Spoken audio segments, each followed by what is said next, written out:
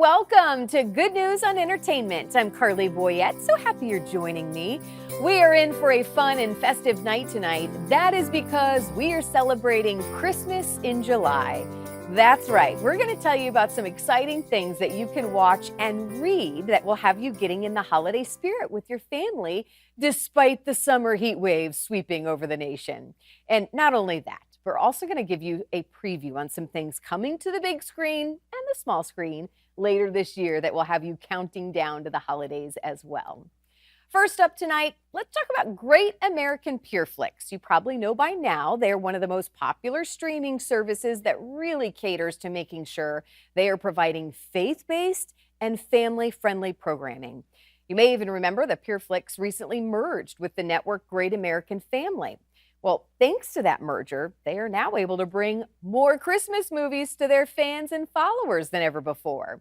Before I talk with the CEO of Great American Media, Bill Abbott, about some of the Christmas movies they are currently working on for later this year, let's go ahead and take a look at what they are working on for their Christmas in July special airing now.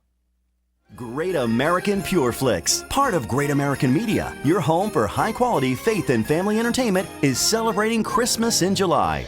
All month, stream the highest quality Christmas movies with beloved talent, available anytime, anywhere. A high-quality library filled with the stories of faith, joy, and romance. I think we might be the perfect match. With a special gift of 2 new movies available to stream. Bringing Christmas home. Start streaming July 4th at 8. Designing Christmas with You. Start streaming July 11th at 8. Christmas in July on Great American Pure Flix. Start your free trial today. Okay, now let's hear from CEO Bill Abbott about what the network and streaming service has up their sleeve for Christmas later this year. Well, hey, Bill, good to see you Hi, Carly. again. Good to see you too. Merry early Christmas. I love my birthday's in July. I've always wanted a Christmas July birthday party as well. So I love these types of things.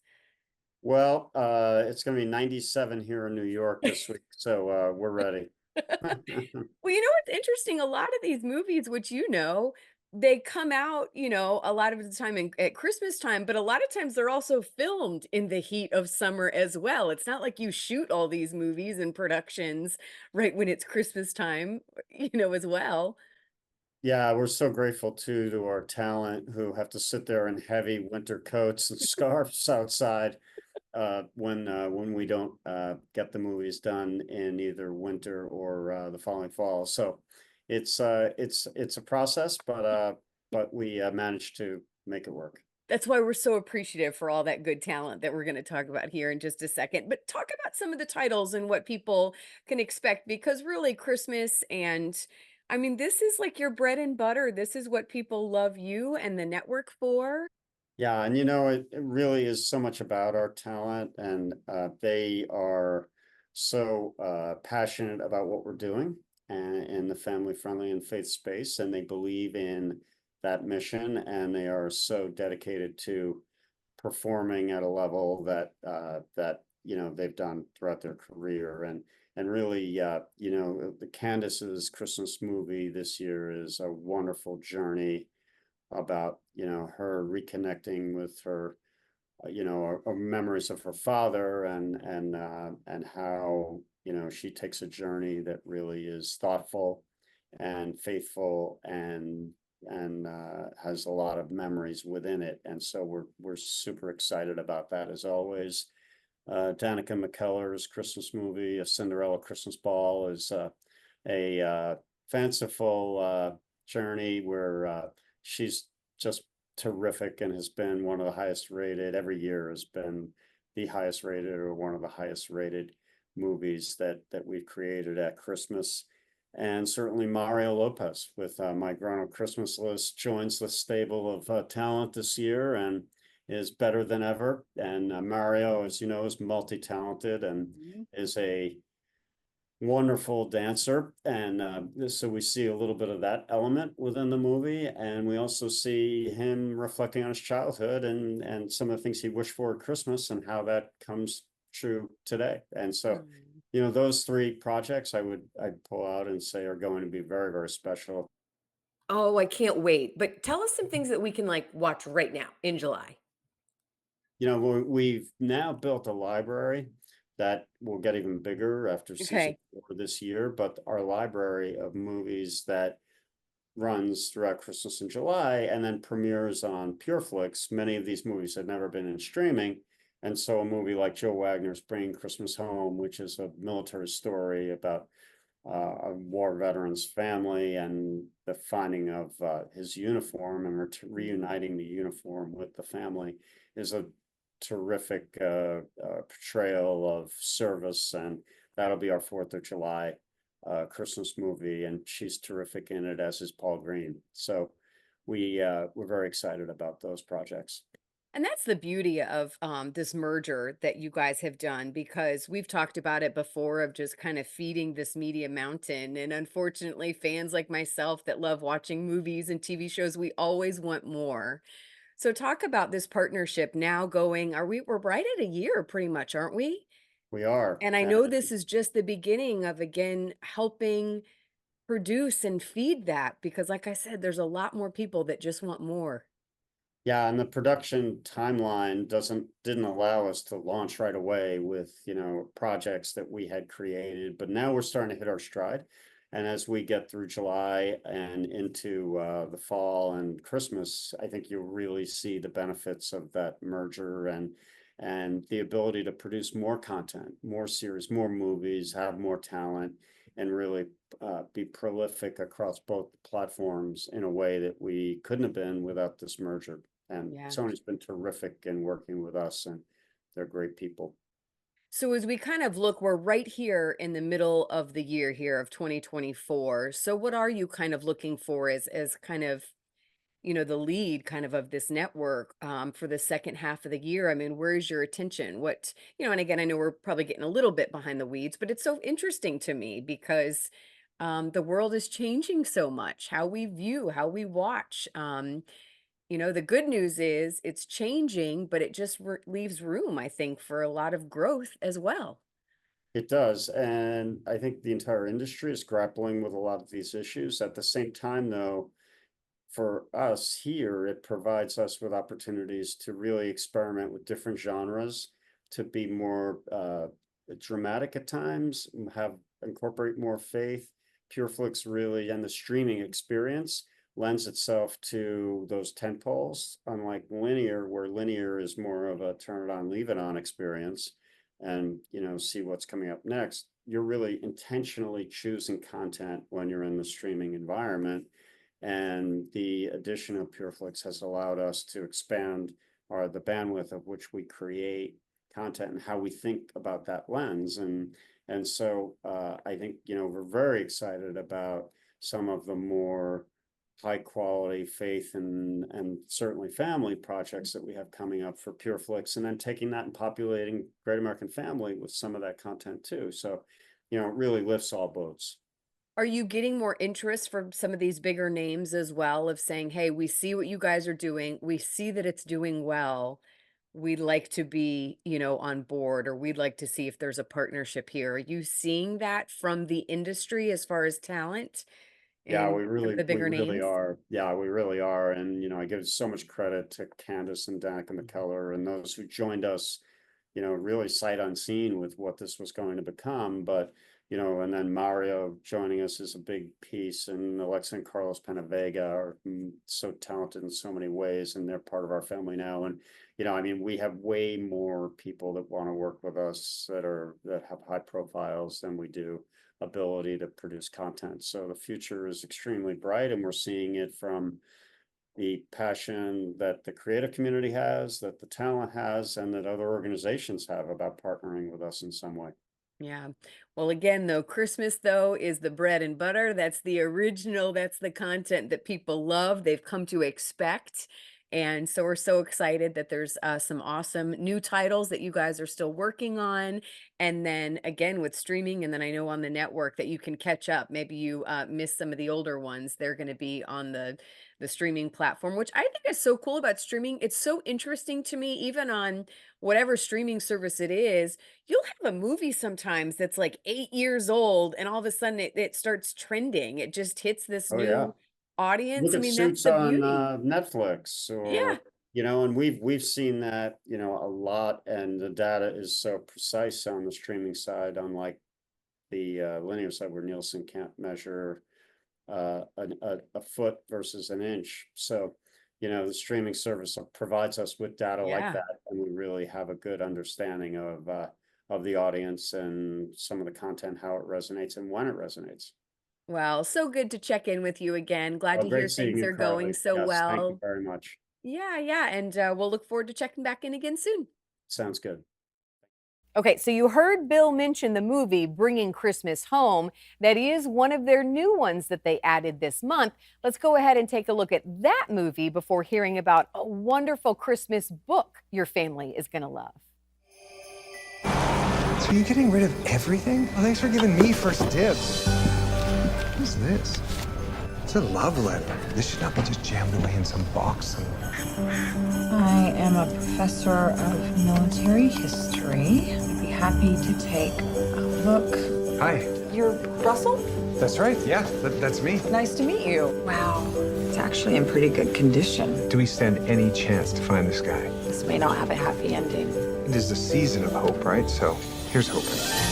We have a bit of a mystery we're trying to unravel. We are trying to locate the family of a soldier who went MIA back in World War II. I'm totally digging this whole mystery duo thing. We're like Sherlock and Watson. Well, I'm definitely Sherlock in that duo. Carolyn tells me you have some important information. An address you can look into. Oh, this is incredible. That is the best lead that we've had so far. He's cooking for you. I mean, that dinner might start as a friend thing. That is ending as sparks.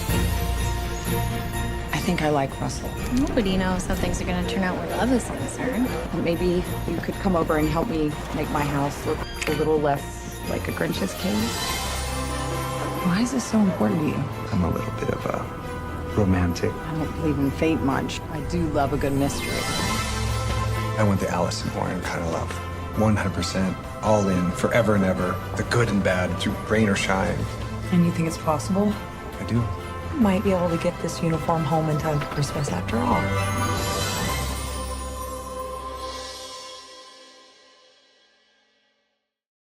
Again, Bringing Christmas Home is available to stream today on Great American Pure Flix. If you don't have Pure Flix yet, they even have a free trial. For more info on Great American Media in general, just go to gacmedia.com. Okay, now to a really fun children's book I want to tell you about.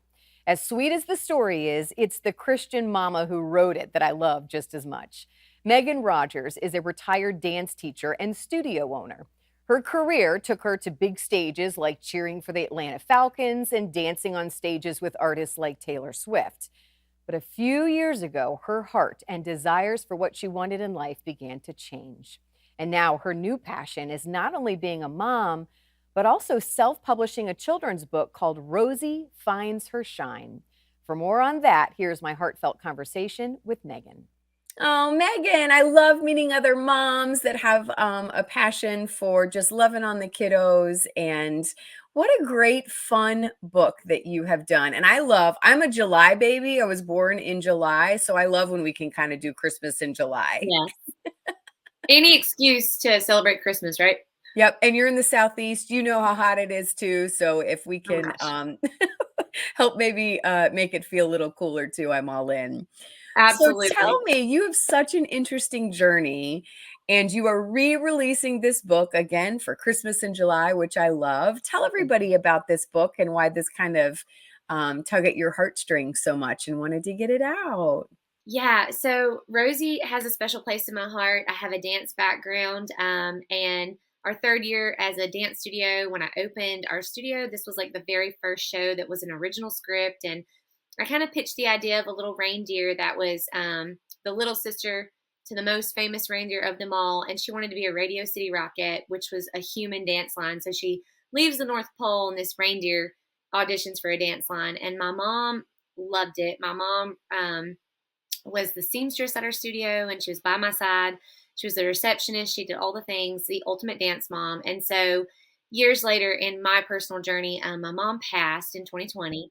And she really, every Christmas from 2011, when this took the stage, to 2020, she would be like, when are you going to make this a book? And I just really kind of didn't feel equipped to do that. And I don't know, I think just something really spurred after her death, and I was like, I have to do this. And I will say that God really had his hand in this project. It's been revised a lot from 2011 till now, and even with our re-release. But yeah, that's kind of my history behind why I wanted to do it. I can tell you a little bit more about what the story. Yeah, tell people about the book and why this is a really cute gift, I think, for any Yeah. kiddos or grandkids in your life. Yeah. So being in the dance world, well, and I mean, this kind of goes with anything. I know you can, with your child, you said he's in baseball, so you're going to see like comparison in every athletic event or every skill and talent you could be compared to. And I think with having a little sister that we both dance, but my little sister didn't love dance like I loved it. I really got to see her struggle to find herself. And so Rosie, our little book, Rosie the Reindeer, I say our because I feel like there's a whole team working on it right now, but Rosie is still the kid sister to the most famous reindeer of them all. And if you know anything about him, he's got this famous shiny red nose and he saves Christmas this one time, And Rosie feels a lot of comparison by that. She lives under this umbrella of, a shadow, really, more of a shadow than an umbrella, like that her brother kind of casts. He's famous. Everybody knows what he's going to do or what, and they want to know if Rosie's going to go into the family business. And Rosie's like, my heart is not there. She has to be brave. She has to tell her parents, I think I want to be a dancer. And they're like, okay, Rosie, we're so thankful in the book. They support her. She has to go on this journey, audition for the North Pole Princess, which is actually all reindeer. And the North Pole Princess have a really tough audition. Rosie's nervous, but she finds the courage. She goes out, goes to the audition, and on audition day, her hooves light up red when she dances. So it's a big twist, and it's so much fun. I love reading it to kids because they are never expected. I go to schools all the time, and they're like, and I'm like, yeah. And you've got teachers that are like, that's amazing. And I'm like, yeah, it's cool because, Rosie's whole concept is we all have our own shine. And for me and my illustrator, Megan Wilson, we really found that we want to push the theme to kids, not the theme, but the promise of God that he's created each one of us specifically. We all have gifts. We don't have to compare our gifts to others. There's joy in your gift. And you can't always say that in public schools. You can't always plug and say, God made you to do something spectacular for the kingdom. Don't try to be like everybody else, but we always kind of get to lean and hint to it. And then we've had opportunities going to Christian school settings as well, where we really get to hone in on it. So yeah, we just want to bring that message to every child. And Carley, I think parents sometimes if they're not Christians, they're going to be like, well, I don't want a story about, anything Christian, Christmas. I don't want a story about Jesus in the manger. And so we kind of have this Trojan horse here with Rosie because everybody loves Christmas to an extent, and they might pick Rosie up thinking she's just a little reindeer. But as you go through and thumb through the illustrations, there's scripture on Rosie's bulletin board and in her journal. And so we get that into the hands of kids that are one day going to look back and go, what does that mean? What is that scripture? So it's cool. Oh, I love that. And I think, I have 3 kiddos, so I get the sibling rivalry that can happen. Yes. I understand, as if we have siblings, we understand it's something that I think even as an adult, it doesn't leave you. No. And I just love that it's a way to start these conversations. And that's why I love promoting books and movies and music. They're all conversation starters. And this is a phenomenal one that I don't know too many other books that have really honed in on this in particular. Yeah, thank you. I've had a lot of people say, this is probably the first Christmas story I've ever read that Christmas wasn't saved. And I'm like, yeah, it doesn't really revolve around that. It revolves around like Rosie getting to be her own character that outside of Christmas Day, 364 days a year, she lives in the North Pole and she's just got a life. And it's cool because you get to kind of pull out, just a different way to look at the holiday season. Like, oh, it's not just this one time a year. This is actually a character. And we're creating this whole North Pole in our head with all these different stories that we want to create a series for the Rosie Adventures. I was going to say, I'm thinking more books are needed. Yeah. Maybe an animated series too. I mean, yeah, is that the goal? It's been fun. Like, we've actually had some cool opportunities to pitch to a couple movie studios. I don't know where those are going to land. I told my husband just last night, I was like, you know what, at the heart of it, if all of this just comes to a halting stop, like, I'll be content. Like,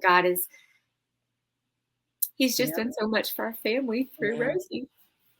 Well, and talk about that, because again, just like Rosie finds her own light and a different I just love what you said. We all have our unique gifts. Yeah. And I think when we can pair that with what God's will is for our lives, that's what we're all trying to find, right? Like, what does God want for me? And it takes some digging into, it takes some getting rid of maybe some other distractions as well, and lies that we've told ourselves. But oh yeah, what have you kind of learned in your process? I'm sure this was not your original plan when you set out, many years ago, what you thought your life was going to be pictured as. No, I mean, like, I knew I loved dance, and it was always, it was just a part of me. I mean, and like I said, my parents really leaned into that. It came natural. And then even growing up in the church, I was told, use your gifts for the church, not the world. And then you get a little bit older and you're like, well, shouldn't I use them for both? Because I can make a career out of this. So you just kind of go through this journey. And I know that with dance, while I love dance, all things dance, and the dance community is very supportive of one another. It's a really, even though in every community you're going to have competitiveness and things like that, the dance community has a lot of love for one another. And so I would say that it was easy to kind of get distracted and pulled into the love for one another and the love for our craft, the love for the spotlight.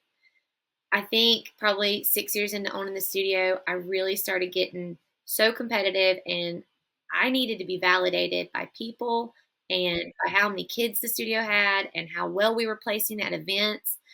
And I really lost sight of if I was using my gift for the kingdom or was I using it for me.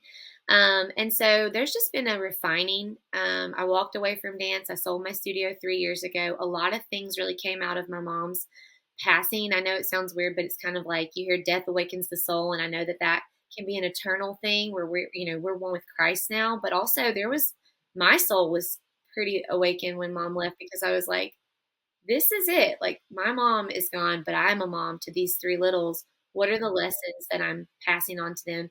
Is my legacy going to be how much money I made at the studio with the dancing that comes so naturally to me? Or is my legacy going to be what God is telling me, hey, this is what I want you to do? So it's more of an eternal legacy that we're going for. And our family has been stripped down. I mean, 18 months of change in this house. We're homeschooling. We sold the studio 3 years ago. I don't even teach anymore. But it's just like, okay, God, hands and feet, what do you want to do? And I'm not a writer. So definitely the imposter syndrome has set in a lot in the journey. But God would wake me in the night at 3 a.m. and I'd have a stanza and I'd have all these rhyming words. And I was like, whoa, all for, like, where did this come from? Because my entire life, all I've known is 5, 6, 7, 8. So he's stretching us as a family, and he's stretched me to get this project out. Oh, well, I am just so excited to see where Rosie goes from here, because the journey is not over yet. I'm also excited to see what God continues to do through you and your family. And this is why I love what I do, because I just want to encourage others, like you said, to surrender their gifts and their talents and their passions to say, God, what do you want to do with these things? This may be what I want, but what do you want? And man, when we merge those and surrender those our dreams to what he has, they're always better. It's your Isaac moment, you have to lay it at that altar. And honestly, I've read this and I love it. Like, God doesn't call the equipped, he equips the called. And so we're living through that right now, and we are so thankful for the opportunity to come talk with you and your audience. It's fun, and I hope everybody loves Rosie. Yes. How could you not? How could you not? Oh, don't you just love her? By the way, future plans for Rosie not only include turning her into a series, but hopefully appearing in the Macy's Thanksgiving Day Parade as well. You can find the book on her website, lifeisrosie.co, and on Amazon as well. Okay, last but not least tonight, I want to tell you about a really exciting Christmas movie coming to the big screen in November. Fans of The Chosen are going to love this one because the director, Dallas Jenkins, is also directing this one too. It's called The Best Christmas Pageant Ever. And yes, it's based on that popular book as well. In fact, Dallas has been very open and honest, admits that he has been trying to get the rights to this story for years. Well, now it's finally happening. Not only does the film and The Chosen share the same director, but you will recognize some of the actors too. Let's take a look. Don't miss out. The annual Christmas pageant tickets are on sale now. They're advertising it on TV now? The pageant is an especially big deal this year. It's the 75th anniversary. I want to give special mention to Grace for volunteering to direct it. You did what? Oh no. Did somebody die? It's worse than that, son. It's going to be the best Christmas pageant ever. Oh no, it's the Hermans. Now. The Hermans are absolutely the worst kids in the history of the world. What'd they do now, dear? Break another window? Set something on fire? Steal your lunch and then punch you for not having any candy? No, even worse. We're gonna be in your Bible play. Herdmans in church. Oh boy. We take the pageant seriously. It's about community and tradition. What do you all suggest, that I kick the Herdmans out of the church? Yes. I want to be Mary, and Ralph wants to be Joe. And the angel of the Lord? Ow! The Herdmans shouldn't be here. They're a poor influence. You don't look like any Mary I've seen before. Don't touch him. I'm happy to take over the part at any time. I can't just kick him out. I thought you all might be interested in one of my stuffs. You never told me you visited the Herdmans. I got the biggest ham for you guys. Is your mom home? Not when the sun's up. What if the Hermans ruin this for you? They probably will, but it's not about me. Jesus was born for the Herdmans as much as he was for us. We'll be missing the whole point of the story if we turn them away. Now that's a pageant I'd actually like to see. Mother Mary puffing on a cigar, shepherds clobbering each other with their hooks. $5 say they burned down the manger. Oh, I can't wait to see this. And of course, we'll keep you posted with all the updates as well. I hope you enjoyed tonight's show and maybe it even helped you get in the Christmas spirit. I'm Carley Boyette, and I look forward to seeing you next week right here on your Christian Television Network.